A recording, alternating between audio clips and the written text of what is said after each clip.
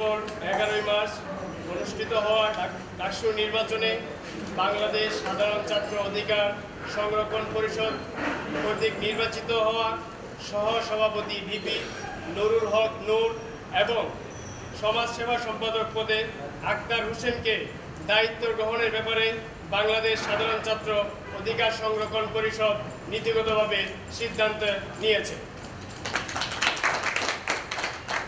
আপনারা জানেন যে দীর্ঘ 1 বছর অতিবাহিত হওয়া এই সংগঠনটি সাধারণ শিক্ষার্থীদের অধিকার নিয়েই কাজ করেছে এবং আমরা যে সিদ্ধান্তে উপনীত হয়েছি সেটি ঢাকা বিশ্ববিদ্যালয়ের অধিকাংশ সাধারণ শিক্ষার্থীদের ম্যান্ডেটকে প্রাধান্য দিই। ধন্যবাদ সবাইকে।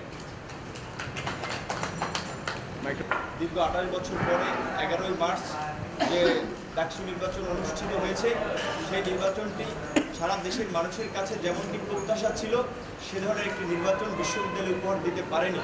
কারণ আমরা দেখেছি জাতীয় নির্বাচনের মতো একটি গুরুত্বপূর্ণ বিষয়ে যখন মানুষ ভোটের প্রতি অনাস্থা এবং বিরূপ ধারণার চিত্র ফুটে উঠেছে, মানুষ ভোট কেন্দ্রে যাচ্ছে না কিংবা মানুষ একজনের ভোট আরেকজন দিয়ে দিতে যাচ্ছে, সেরকম একটা পরিস্থিতিতে বাংলাদেশের বাতিঘর নামে পরিচিত এই বিশ্ববিদ্যালয়ে একটি ছাত্র সংসদ নির্বাচন হয়েছে।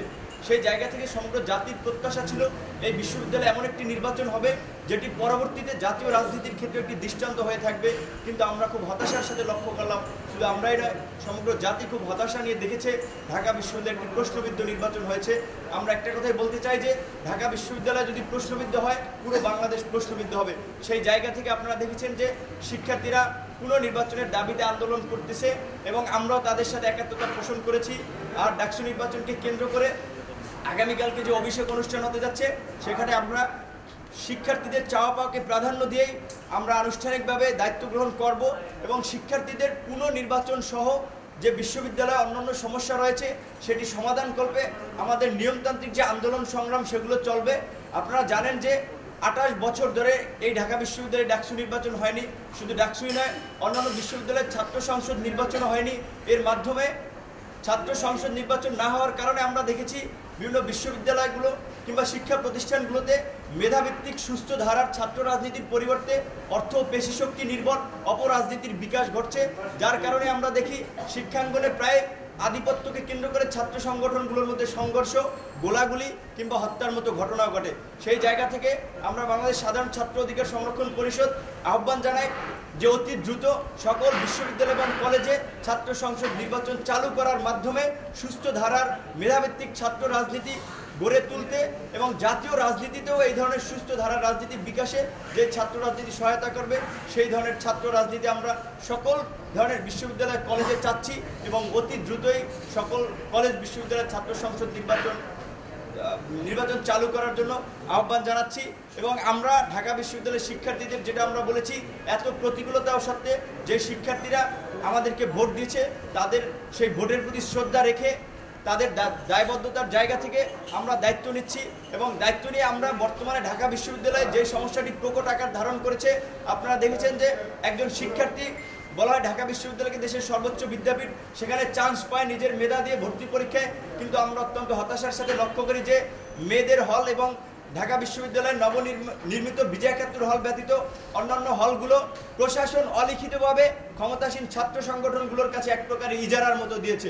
সেই জায়গা থেকে আমরা বলতে চাই, যেমনটি তাদের মেধা দিয়ে ছাত্ররা এই শিক্ষা প্রতিষ্ঠানে চান্স পেয়েছে, তাদের মেধা এবং অর্থনৈতিক দুর্বলতা সেই প্রয়োজনীয়তা দেখেই তাদেরকে সিট এনশিওর করতে হবে। কোনো শিক্ষার্থীকে জোর করে মিছিল মিটিং করানো যাবে না এবং রাজনৈতিক বিবেচনায় কোনো শিক্ষার্থীকে হলে সিট দেওয়া যাবে না। এই ধরনের অনিয়মের প্রতিবাদ করার জন্য এবং ডাকসু নির্বাচনে যে অনিয়ম হয়েছে সেই আন্দোলনকে আরও বেগবান করার জন্য আমরা পুনর্নির্বাচন চাই এবং সেই জন্যই আমরা বিশ্ববিদ্যালয়ের যে সকল অঙ্গ সংগঠন কিংবা বিভিন্ন জায়গা রয়েছে কথা বলার, সেই জায়গায় কথা বলতেই আমরা এই নির্বাচনের দায়িত্ব নিচ্ছি এবং আমাদের যে পুনর্নির্বাচনের যে চাওয়া সেটিও আমাদের বরাবরের মতোই রয়েছে। আমরা এখনও চাই যে বিশ্ববিদ্যালয়ে একটি পুনর্নির্বাচন দেখ, যেখানে সকল শিক্ষার্থীরা স্বতঃস্ফূর্তভাবে তাদের ভোট দানের মাধ্যমে তাদের পছন্দের প্রতিনিধি বাছাই করতে পারবে। আমাদের যেটা হয়েছে, প্যানেল তো আলাদা প্যানেল ছিল, কিন্তু তারপরে আমরা অবাধ সুষ্ঠু নিরপেক্ষ নির্বাচনের জন্য আমাদের কিছু মৌলিক বিষয়ে আমরা কিছু প্যানেল একমত হয়েছিলাম এবং আমরা আন্দোলন সংগ্রাম এখনও করতেছি এবং আমাদের সেই আন্দোলন যে তাদের মৌলিক দাবি হচ্ছে পুনর্নির্বাচন, সেই দাবিতে আমরা একতাবদ্ধ আছি। আর প্যানেলের যে সিদ্ধান্ত, আজকে দায়িত্ব গ্রহণের যে সিদ্ধান্ত, সেটা ঢাকা বিশ্ববিদ্যালয়ের বেশিরভাগ শিক্ষার্থী চায়। সেই জায়গাতে আমরা তাদের সাথে কথা বলেছি। সেই জায়গা থেকে আসলে আমরা মনে করি বা তারাও মনে করে যে পুনর্নির্বাচনের জন্য হচ্ছে দায়িত্ব নিয়ে আন্দোলনে তাদের পাশে থাকা আমার দায়িত্ব, এবং আমি সেটা করব তাদের সাথে। একটা ডাকসুর গঠনতন্ত্রে তো যেভাবে বলা হয়েছে যে নির্বাচনের ফলাফল ঘোষণা দেওয়া মানেই তো এই নির্বাচনটা এক্সিস্টেন্স আছে, সেই জায়গা থেকে আরেকটা নির্বাচন না হওয়া পর্যন্ত তো এই কমিটি থাকবে।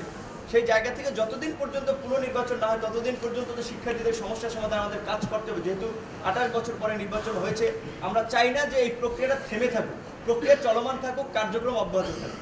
দায়িত্ব নিয়ে তারপরে আন্দোলন সংগ্রাম করতে হবে, কারণ দায়িত্ব থেকে সরে যাওয়া মানে অন্যকে হচ্ছে এটার অসৎ সুযোগ নেয়ার একটা সুযোগ তৈরি করে দেয়া। সেই জায়গা থেকে আমরা মনে করি দায়িত্বশীল জায়গা থেকে দায়িত্বশীল কথা বলতে হবে। বিশ্ববিদ্যালয়ের সিনেট সিন্ডিকেট রয়েছে, সেখানে এই নির্বাচনে বিভিন্ন ধরনের কারচুপি হয়েছে বা অনিয়ম হয়েছে, মিডিয়াতে এসেছে। আমরা আরও ভালোভাবে তুলে ধরবো যে জায়গাগুলো রয়েছে। যেমন আপনারা জানেন যে আমি গণভবনে মাননীয় প্রধানমন্ত্রীকে অবহিত করেছি যে এই নির্বাচনে অনিয়ম হয়েছে, সেটি যেন তিনি তদন্ত করার নির্দেশ দেয়, এবং একটি তদন্ত কমিটি অলরেডি গঠন হয়েছে। আর আমরা খুব চোখে আঙ্গুল দিয়ে দেখিয়ে দিয়েছি, যদিও প্রশাসন এখন পর্যন্ত ব্যবস্থা নেয়নি। যেমন রোকেয়ালের প্রাধ্যক্ষ, তিনি আমি এই ছাত্রদের ভোটে বিপি নির্বাচিত হয়েছে, অথচ তিনি ভোটের দিন আমাদেরকে লাঞ্ছিত করেছেন। শুধু আমারকেই নয়, আমার প্যানেলে ফারুক হাসান ছিলেন, লিটন নন্দী ছিলেন, প্রগতিশীল ছাত্র দলের অনেক ছিলেন, আমাদেরকে সহ লাঞ্ছিত করেছেন। এবং ছাত্রীদেরকে তিনি যে অকথ্য ভাষায় গালিগালাজ করেছেন, আমাদের বিরুদ্ধে যে মিথ্যা একটি মামলা দিয়েছিলেন, সেই প্রাধ্যক্ষ এখনও কোন নৈতিকতার বলে উনি তার পদে বহাল রয়েছেন সেটি আমাদের জানা নাই। সেই জায়গা থেকে আমরা জোরালোভাবে তারও পদত্যাগের দাবি করছি, এবং আমি সেটা বিশ্ববিদ্যালয়ের সিনেট সিন্ডিকেট যেখানে বলা আমি সেটা বলব।